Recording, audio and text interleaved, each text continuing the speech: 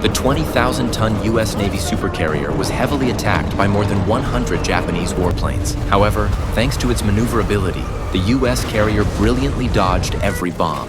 Immediately afterward, the men on board sprang into action, firing a barrage of anti-aircraft guns at the incoming planes. Then one of the damaged but still airborne Japanese bombers suddenly changed course and came straight at the carrier in a flying manner. As the bombers approached, an American soldier quickly climbed into the plane, manned a machine gun, and opened heavy fire on the approaching aircraft.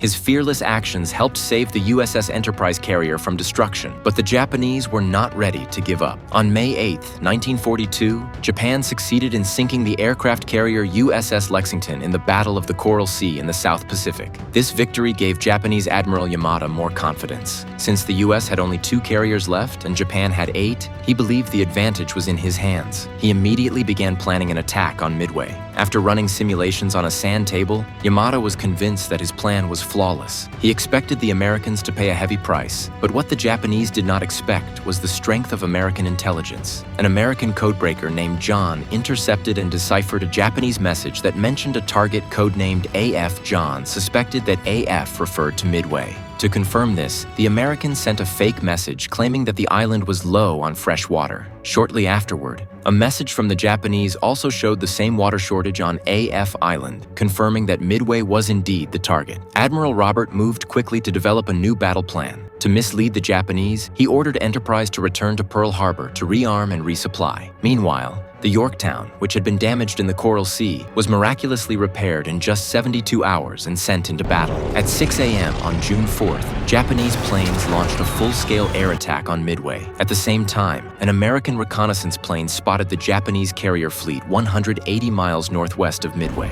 Admiral Robert ordered the attack.